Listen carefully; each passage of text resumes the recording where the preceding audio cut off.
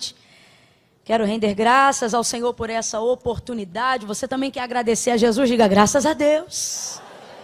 Graças a Deus. Deus abençoe sua vida, sua casa, todos os irmãos que estão acompanhando com a gente agora online. Que eles possam também estar debaixo da mesma atmosfera de graça, de unção que nós estamos aqui. A palavra do Senhor, ela diz que tudo que dois de nós ligarmos na terra será ligado no céu. Você liga essa palavra de bênção sobre todos os irmãos que não podem estar aqui, mas estão assistindo de casa agora? Então recebam aí, meus irmãos, vocês que estão em casa, em nome de Jesus. Deus abençoe a vida do nosso pastor Silas, a quem me alegra e me deixa um pouco nervosa também quando ele está, mas mais me alegra.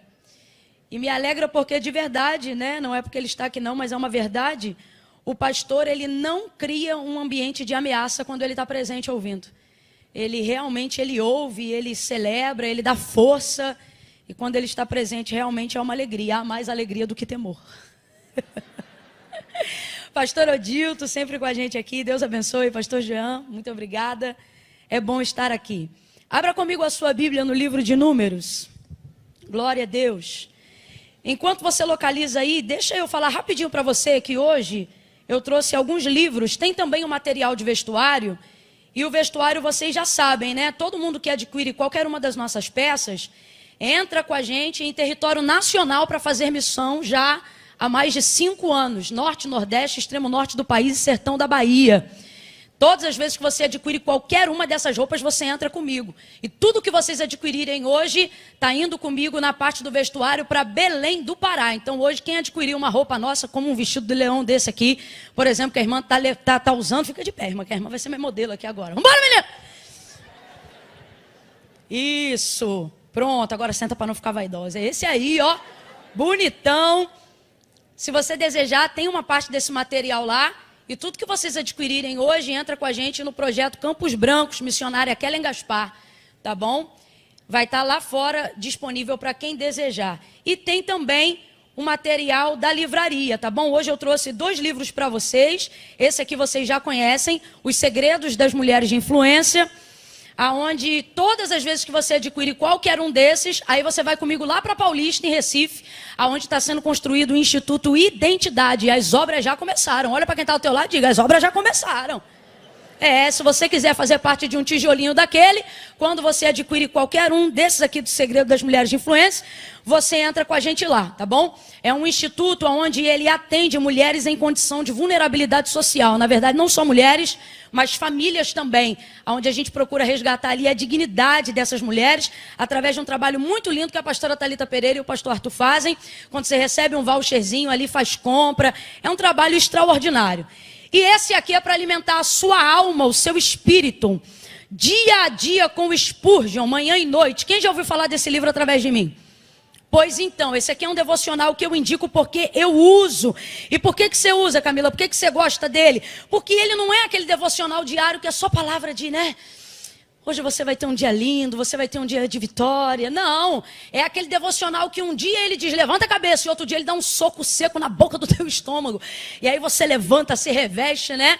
Ele tem me ajudado muito, já me ajudou muito, e ele é maravilhoso. É um devocional para amanhã e um para a noite. Cada página tem o dia referente do dia que você está vivendo sem ter o ano, né? Então é para a vida toda. Vão estar disponíveis lá fora, ok? Quem achou Números, capítulo de número 11?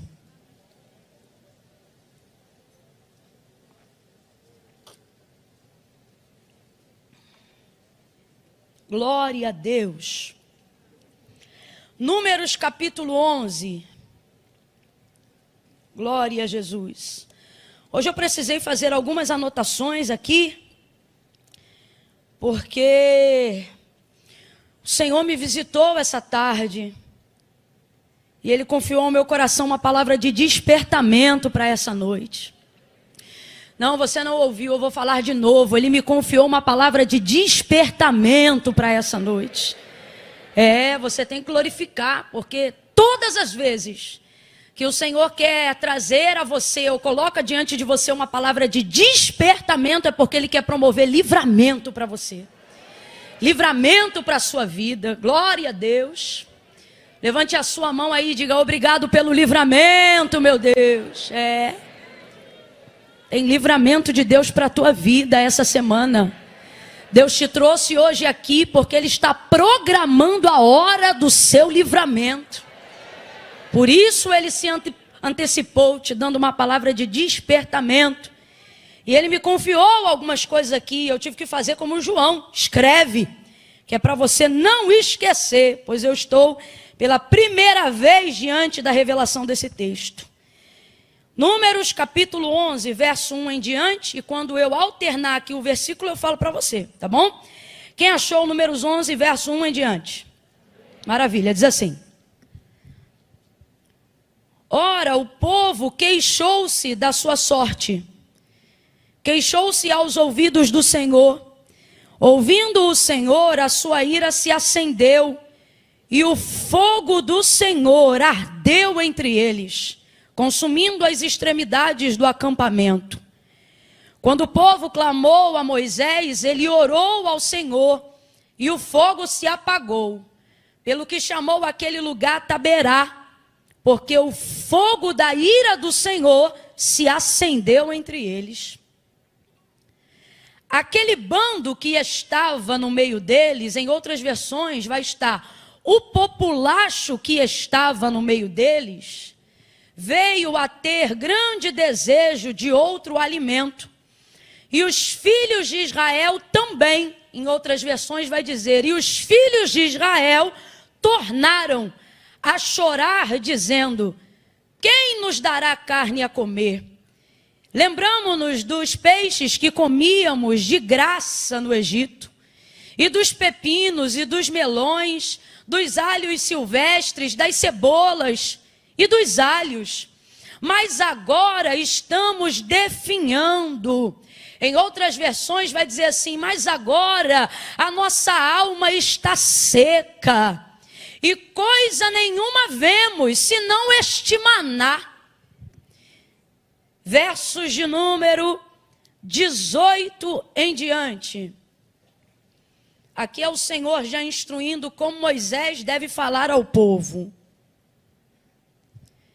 Consagrai-vos em preparação para amanhã, quando comereis carne. O Senhor ouviu quando vocês choravam, dizendo, quem nos dará carne a comer? Bem nos ia no Egito, pelo que o Senhor vos dará carne e comereis. E não comereis um dia, nem 2, nem 5, nem 10 dias, nem 20 dias, mas um mês inteiro, até sair pelos narizes. Até vocês ficarem enjoados dela, porque rejeitaste ao Senhor que está no meio de vós, e choraste diante dele, dizendo, por que saímos do Egito? Disse Moisés, 600.000 homens de pé, é este povo no meio do qual eu estou, e tu dizes, dá-lhes carne e comerão um mês inteiro? Matar-se-ão para eles rebanhos de ovelhas e vacas que se lhes bastem? Ajuntar-se-ão para eles todos os peixes do mar para que eles se saciem? E respondeu o Senhor a Moisés, dizendo, ter-se-ia agora o braço do Senhor se encurtado? Pois agora mesmo tu verás se a minha palavra se cumpriu ou não. Verso 31. Então soprou um vento mandado pelo Senhor, o qual trouxe cordonizes do lado do mar, e as espalhou numa extensão de quase um dia de marcha, de um lado e do outro do acampamento, e ao seu redor, cerca de 2 côvados sobre a terra. Então o povo se levantou todo aquele dia, por favor, somente agora, repita após mim, todo aquele dia, toda aquela noite e todo o dia seguinte. Repita mais uma vez, todo aquele dia, toda aquela noite e todo o dia seguinte. Sozinho diga, todo o dia, a noite e o outro dia. De novo, todo dia, a noite e o outro dia. Fala sozinho agora, vai. E o que tinha menos colhera 10 homeres. Então as estenderam para si ao redor do arraial. Verso 33. Quando a carne estava entre os seus dentes, antes que fosse mastigada, acendeu-se a ira do Senhor contra o povo e feriu com uma praga muito grande, pelo que o nome daquele lugar se chamou Quibrote-Tavá, porque ali foi sepultado o povo que desejou outro alimento. E você diga amém por essa palavra. Você acabou de ler aqui comigo uma história muito conhecida da Bíblia, sobre quando o Senhor, eu disse que quem? O Senhor envia as cordonizes para esse povo que estava murmurando no deserto, murmurando do maná que o Senhor Deus havia tirado do recôndito do céu e estava entregando para eles de maneira tão ordeira, de maneira tão nutritiva, e por que não dizer de maneira tão especial. O maná, ele era tão especial que ele foi introduzido dentro da arca, como símbolo de sustentabilidade, de provisão, de constância, de fidelidade, de alimento. Haveria aqui uma lista de significados que nós poderíamos traduzir acerca do maná. O Senhor cuidou do seu povo, proveu ao seu povo. O maná, ele foi tão importante na nutrição, na sustentabilidade de Israel até a entrada em Canaã, que ele foi o único alimento provido por Deus que de verdade durou até a entrada do limite do povo em Canaã. Esse povo comeu até outras coisas, mel em alguns acampamentos, outro tipo de carne em outros lugares, mas o maná, ele não se retirava durante o processo de peregrinação até entrar em Canaã. O maná, ele se manteve, assim como a fidelidade do Senhor, para poder cumprir aquilo que jurou aos seus pais, dizendo que faria, que era introduzir esse povo na terra que manava leite e mel. Mas antes de conhecer leite e mel, o Senhor proveu diariamente, com muito carinho, de forma muito especial, o maná. O maná era um alimento tão contundente, tão forte, mas ao mesmo tempo ele descia sobre a terra de forma tão delicada. O texto diz que ele não era trazido pela mão de homens, não se comprava no mercado, não se adquiriria com dinheiro. O maná, se você olhar o texto, é incrível. Ele era trazido pelo orvalho de manhã. O texto diz que quando o orvalho se secava, então o maná aparecia. Como pode algo tão leve descer do céu, tão leve, e ao mesmo tempo trazer peso, trazer substância, logo depois que o orvalho se retirava? O maná, ele era tão santo, ele era uma provisão que identificava tanto a fonte de onde ele saíra, ou seja, do próprio Deus, que havia ordem para colher ele, havia um critério, né, que deveria ser colhido logo pela manhã, antes do sol ser completamente posto no céu, porque senão ele derretia. Mas depois que ele era colhido, ele não derretia mais, ficava dentro de casa e não derretia mais, era moído e não derretia mais, passava no pilão e não derretia mais, ia para o fogo e não derretia mais, ia para a água e não derretia mais, fazia bolo, fazia pão e ele não derretia mais, porque o segredo era levar o maná para dentro. Colhia, mas do lado de fora derretia, porque o que é de Deus para você, se não for para você, e se você não souber usufruir, não fica disponível para cães, não fica disponível para porcos, não fica disponível para nada e nem ninguém que não foi justificado pelo Senhor para absorver. Então acaba, só para você ir entendendo. Veja como o maná é especial, veja como o maná é precioso. O maná, ele poderia nos lembrar Jesus, não tem como lembrar, porque o texto diz acerca dessa comparação. O texto diz assim: vossos pais comeram maná no deserto e morreram, mas Jesus vai dizer o quê? Eu sou o pão vivo que desceu do céu. Esse ninguém vai morrer, esse pelo contrário, quem comer ele vai ter vida eterna. Só que por que eu acabo me lembrando? Porque ele não tinha aparência, porque ele veio do céu. Veja isso. Mas ele tinha ali um período de durabilidade. Agora, o povo, depois de um tempo, começa a desdenhar esse maná. Por que o desejo de comer carne vai levar eles à morte? Não é o desejo em si, esse povo não está proibido de comer carne. Mas é o que motivou o desejo. E o que motivou o desejo? Duas coisas nós vamos falar sobre elas agora. Mas uma delas é muito perigosa e eu preciso falar urgentemente. O que, Camila? O desdém do maná. Você tem que colocar na sua cabeça que você não precisa desfazer-se daquilo que Deus já fez. Você tem que colocar na sua cabeça que para realizar os seus sonhos, seus projetos, as aspirações do seu coração, eu não sei o que foi, se foi um misticismo religioso, se foi uma forma não coordenada de passar qual é a manifestação do reino de Deus para a terra, que acabou criando na cabeça de pessoas o conceito de que se elas tiverem o que é de Deus e fizerem o que é de Deus, todo o restante ligado à sua vida pessoal será destruído, será devastado. E isso na verdade não é uma verdade, é um sofisma do diabo para que você nunca deseje as coisas de Deus. Porque ele quer colocar na tua cabeça que a partir do momento que você desejar as coisas de Deus, você vai estar totalmente arrebentado, sem jamais poder se realizar na vida pessoal, na vida emocional, na vida afetiva. Mas isso é mentira, porque Jesus disse: eu vim para que tenhais vida e a tenhais em abundância. Irmão, se Deus tivesse a vaidade de para saciar o homem, só ter ele na vida do homem, ele jamais teria criado Eva. Era ele próprio e Adão naquele jardim, sem ninguém, sem intervenção de ninguém. E às vezes você fica pensando, do que tem falta uma pessoa que fala face a face com Deus? Do que tem falta uma pessoa que dialoga com Deus? Não tem falta de nada. Só que Deus, quando criou o homem, Deus sabe o que fez. Ele disse, fez semelhante, ele não é igual. Deus sabia que havia coisas em Adão que ele não daria, e não é porque ele não queria, é porque não convinha. Não convinha, é coisa de Deus, não é coisa de homem. E coisa que é de homem não é coisa de Deus. Por isso fez Eva. Então entenda, o problema aqui foi a motivação. Porque eles acharam que para ter uma coisa deveriam desdenhar a outra. Agora veja, onde está o nascedor da motivação? Falamos de desejo, falamos de motivação. E agora vamos para o nascedouro. Aonde nasceu a motivação?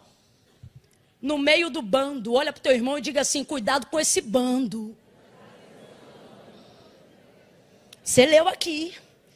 Camila, fala a verdade aí.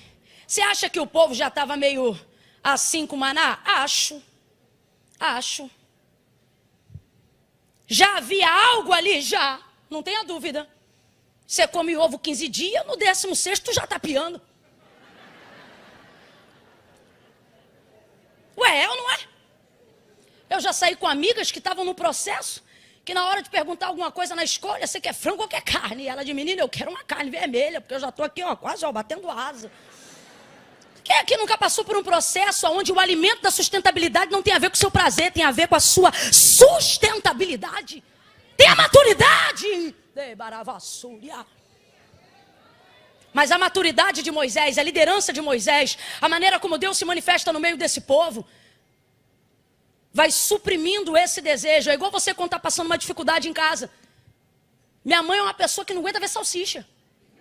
Porque na época da prova, irmão, era salsicha com macarrão, salsicha com arroz, salsicha frita, salsicha cozida, salsicha no molho, salsicha no... Era salsicha. Minha mãe já fazia assim. Mas comia salsicha. Hoje ela pode comer outras coisas, mas quando não podia comer nada, o que ela comia? Estava enjoada, mas comia. Não queria, mas comia. Maturidade, irmão. Você tem que saber. Então, Camila, humanamente falando, certamente havia nele já um desejo de comer uma outra coisa, não tenha dúvida nenhuma. Só que aonde se manifestou esse desejo? Quando percebeu que o bando, quem é o bando? Povo estranho. Quem é o bando? O populacho que saiu do Egito e falou que ia seguir tudo na moral, direitinho, mas no final começou a manifestar os desejos de lá do Egito. Aí o que acontece? Quando você já está com o choro preso por algo, senta do lado de alguém que já está com o choro solto, o próximo a chorar é quem, filho? Agora, o que Deus está nos despertando nessa noite? Estranhos desejos crescem do lado de pessoas estranhas. Olha de novo para alguém que está do teu lado, diga para essa pessoa, sai do meio do bando. Esse populacho começa a ficar enjoado, fastiado, eles começam a ficar agoniados, até porque eles não estão acostumados a essa cultura, e eles começam a reclamar. Presta atenção, você já viu o ditado que diz, os incomodados que se mudem? Todo incomodado de fato vai se mudar, mas ele não vai se mudar antes de tentar te convencer. E eles começam a ficar incomodados. E o texto diz que eles começam a reclamar. Mas eles são estratégicos. Eles não reclamam com Moisés, não. Eles reclamam com o povo. Porque eles sabem que lá eles têm que ficar na disciplina. Aí começa a reclamar, Aí o texto diz que eles começam. Então Israel, então os hebreus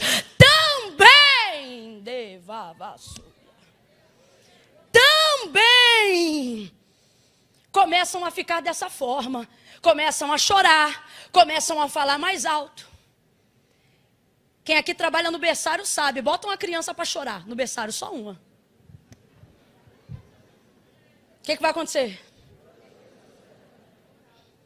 Verso 4, um bando de estranhos começa a reclamar. Então também Israel amplia aquela voz. Você sabe por que tem gente que já tem desejo de fazer algo, mas vem chorar perto de você, vem para perto de você, porque sabe que você é a pessoa que tem poder de ampliar. Você tem o poder, às vezes, não de realizar, mas de ser a ponte que chega perto de quem faz acontecer.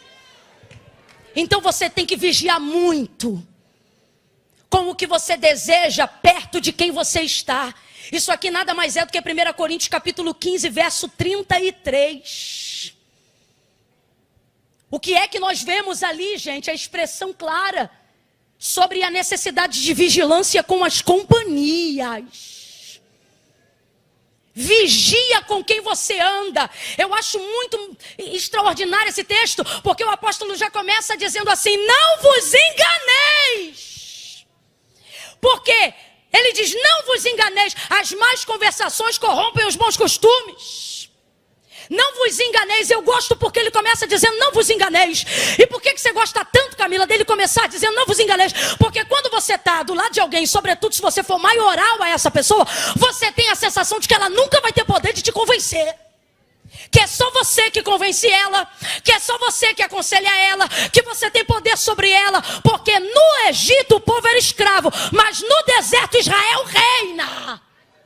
No Egito esse povo era escravo e eram os egípcios que tinham poder sobre eles. Mas lá agora no deserto Israel é maioral sobre eles. Então a gente acaba tendo essa impressão: deixa ficar, não tem problema. Deixa almoçar, não tem problema. Deixa ficar em casa, não tem problema. Tem intimidade com ele, não tem problema. Ah, o que tem? Eu só estou seguindo. Seguir não é nada, dá um clique em cima. Só estou seguindo, não vai te influenciar. Todo dia na tua linha do tempo tu já está influenciado e não sabe.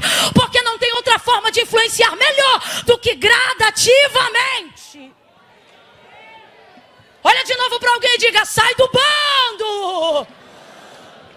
Eles vão suscitar Israel, e Israel vai suscitar aquilo que já existia, mas precisava de uma motivação que iria acontecer pela leve e qualquer influência à sua volta. Que influência era essa? Desse povo. Aí você diz: Camila, será que é verdade? Eva que o diga, meu irmão. Influencia sim. Ei, povo, Camila, nada a ver. Influencia sim.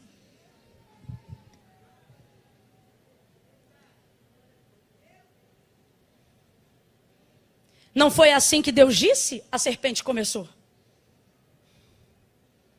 Um animal, um bicho.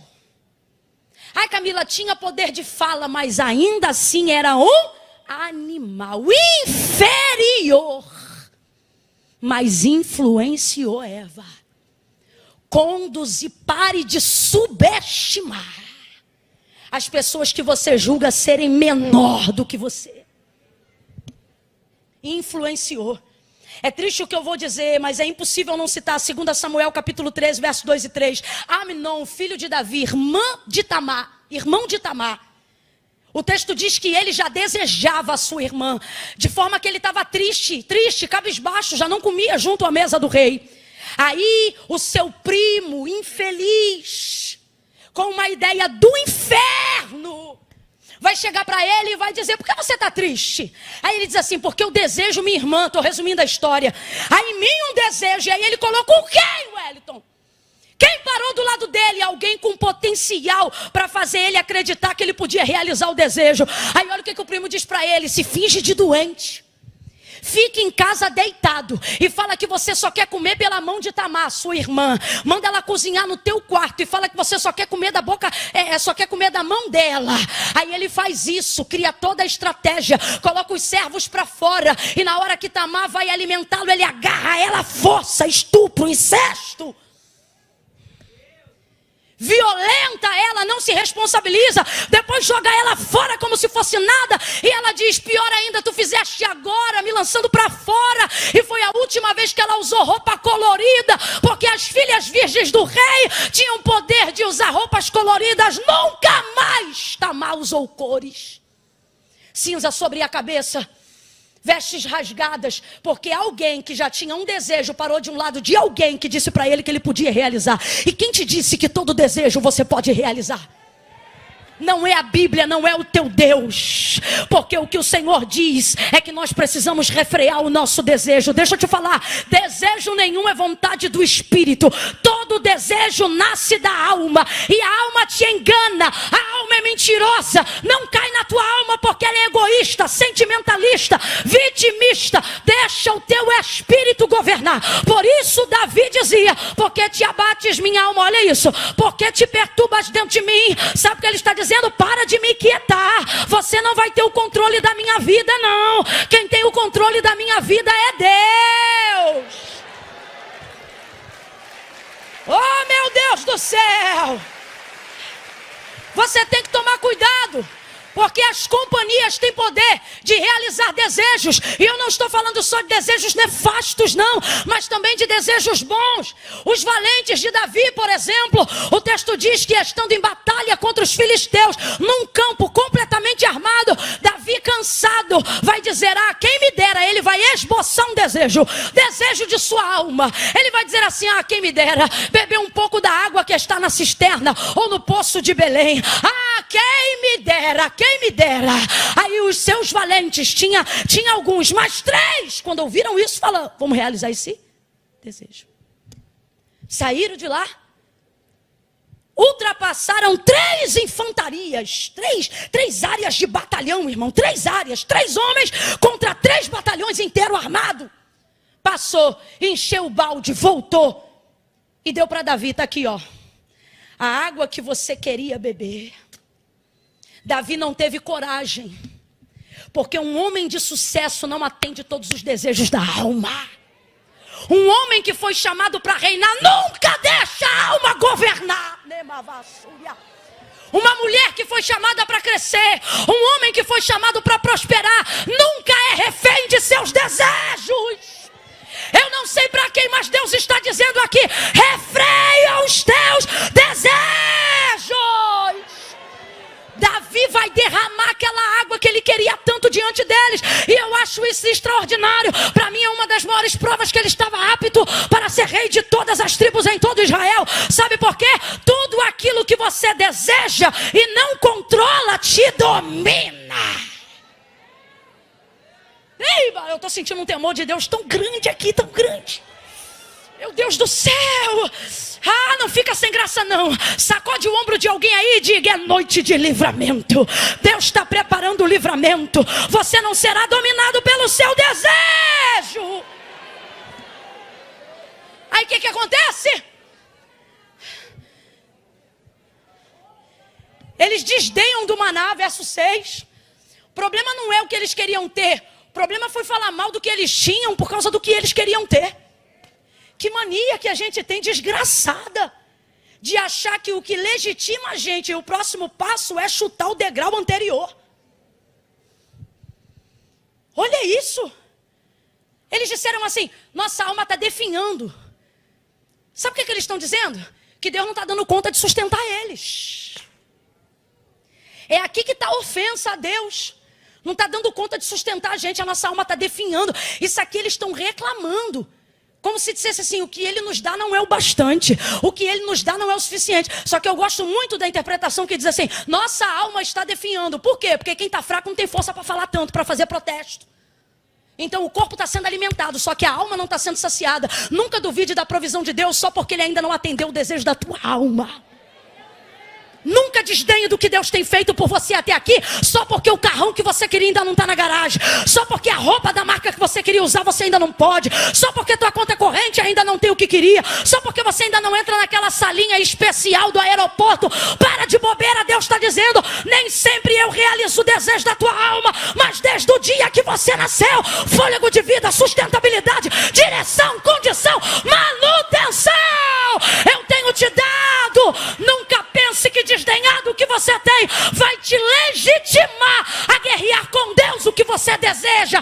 Para com isso agora, para com isso agora. Eu não sei para quem, mas agora não é pregação, eu estou sendo profeta. Deus está dizendo: pare com isso agora, pare com isso já. Desdenhou. Olha isso aqui. A gente só tem este maná.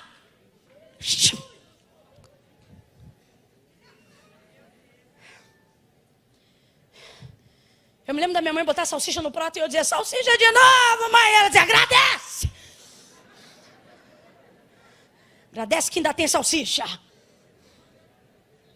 Quando o Ibama apreendia pescado, fora da época, a igreja parava o caminhão na porta.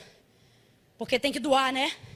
A gente ia com as sacolas de mercado, irmão, e enchia o freezer. De cima a baixo. Segunda, terça, quarta, sardinha. Quinta, sardinha na panela de pressão, torta de sardinha. Eita. Tinha dia que eu dizia: ai, sardinha, agradece. Tem sardinha.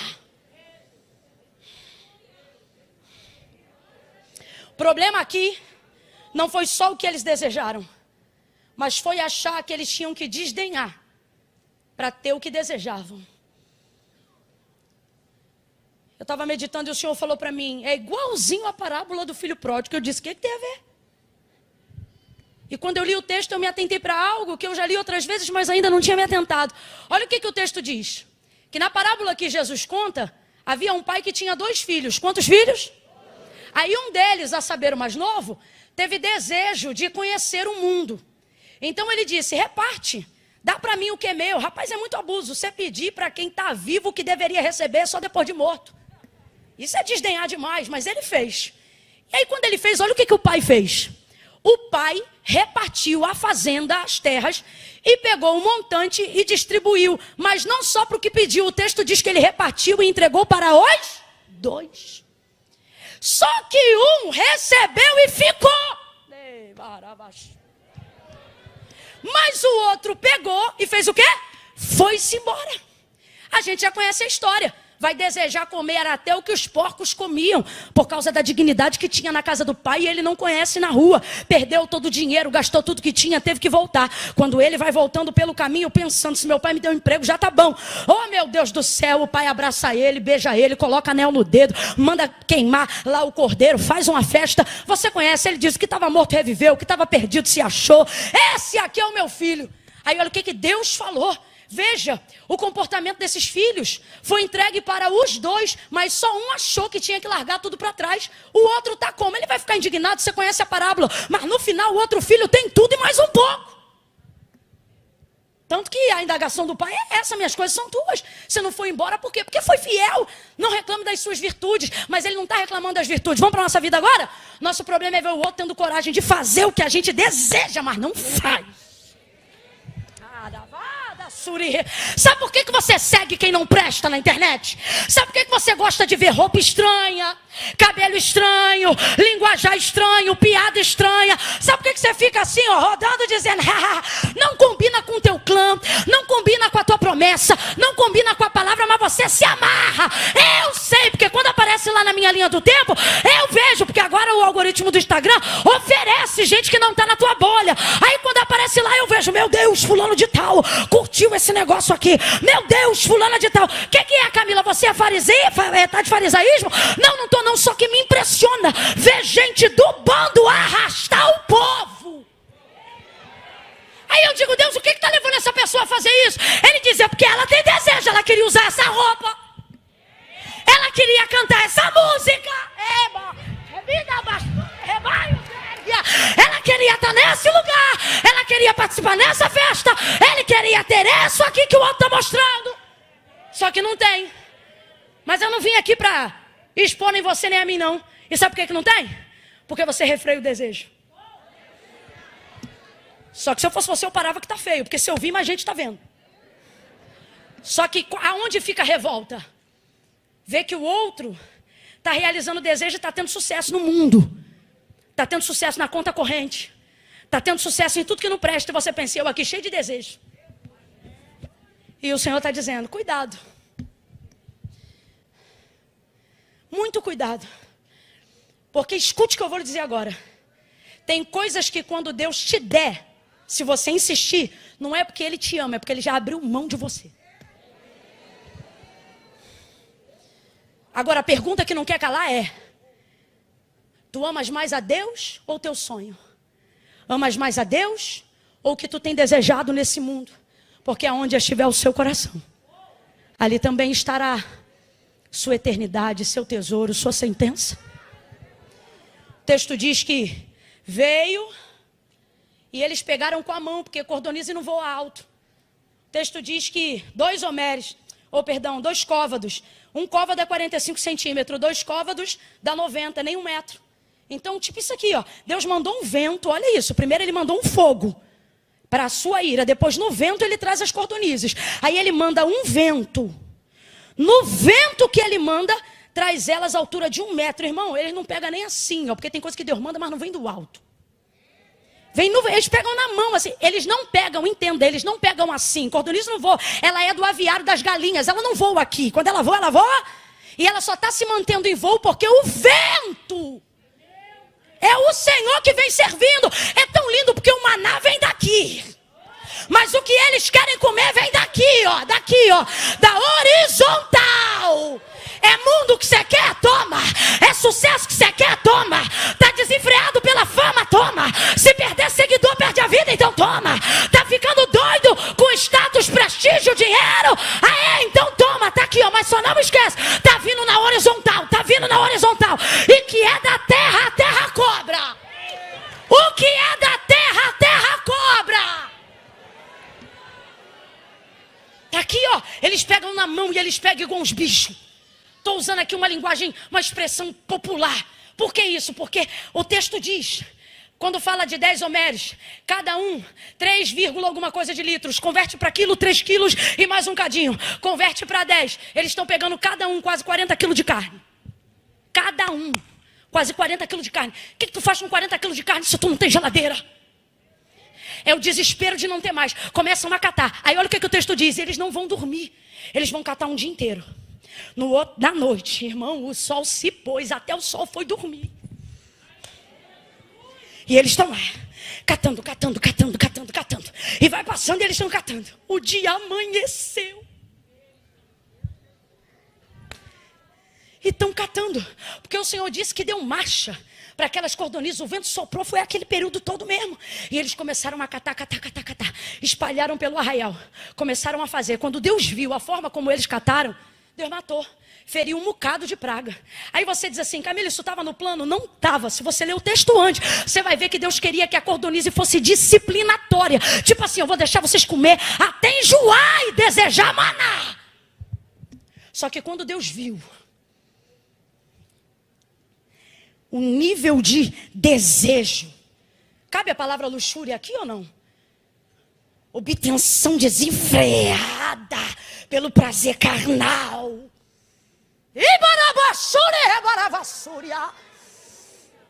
Eu quero cartinha do capeta para um monte de gente. Se te faz feliz, está liberado. Mensagem do inferno para confundir tua mente. Olha isso. Quando o Senhor viu aquilo, a ira se acendeu. Como assim diz se acendeu? Ira não programada. Ira nunca está programada. Ira não está programada. Pastor Silas, ira está programada? Está nada. Quando vê, já está. É ira. Ira santa tem também. Já vi eu, isso aí que foi respaldou o pastor. Quando eu via ele, logo no início, há mais de 5 anos atrás, eu dizia, rapaz, esse homem... E aí daqui a pouco eu li um texto. Em Neemias, onde diz assim, e o Senhor os tomou com ira. Tipo assim, para eles terem coragem de fazer o que tinha que fazer. Eu falei, então é Deus que usa esse homem. Tem na ira. Não, só para a gente entender. Ira não se programa, por isso é ira. Senão seria ódio calculado, isso é do inferno. A ira do Senhor se acendeu, sabe que isso não estava no plano.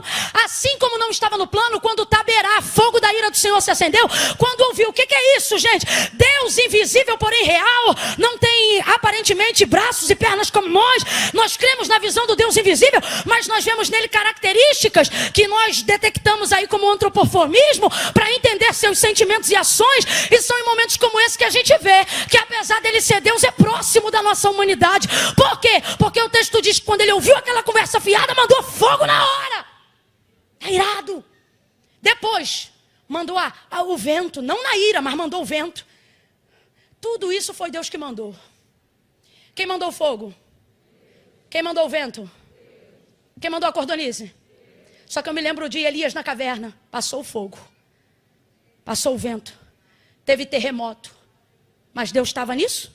Depois uma voz mansa e delicada. Tem evento que Deus manda só para promover desejo. É a consequência, é a sentença, é o sinal de que ele não está concordando com aquilo, mas a gente não se atenta aos sinais. O povo comeu, a ira se acendeu, Deus mandou uma praga que feriu. A ideia era comer até enjoar, mas a ira se acendeu. Pela forma como colheram. Quando o desejo estava diante dos seus olhos, não havia gratidão, não havia lembrança nem reconhecimento, não havia pedagogia da disciplina que Deus estava dando. Aí eu escrevi algo aqui para terminar, porque tem dia que a gente vem, tem dia que a gente fala e tem dia que a gente chama, mas tem dia que Deus diz, e não é todo dia, fala e ponto, e é esse dia. Olha isso aqui. Nem tudo que Deus coloca ao seu alcance significa que Ele quer que você pegue. Eva que o diga. A árvore do conhecimento do bem e do mal estava cercada por uma cerca elétrica? Tinha muro ao redor dela? Responda para mim, estava ao alcance de Eva, sim ou não? Sim ou não? Mas significava que Deus queria que ela pegasse? Ele já havia dado instrução. Aí você vê o episódio das cordonizes, 1 metro pegando pela mão. E eu perguntei ao Espírito Santo e disse, então para que tão perto? Deus falou para mim, para te dar uma chance de você exercer controle sobre aquilo que você deseja. Porque tudo que você não controlar vai te dominar. Camila, por que Deus não explicou isso? Mais do que explicar. Quando Deus mandou o maná e o maná estava liberado, ele também tinha regra. Deus não só explica, Deus te coloca na prática para ver se você aprende quando o nível for maior, quando a carne for mais pesada. Então, se nem na prática você é capaz de executar, não é uma palavra que vai transformar isso. Pedagogia. Olhe para quem está do teu lado agora e diga, não é. Porque você tem acesso, que significa que é seu.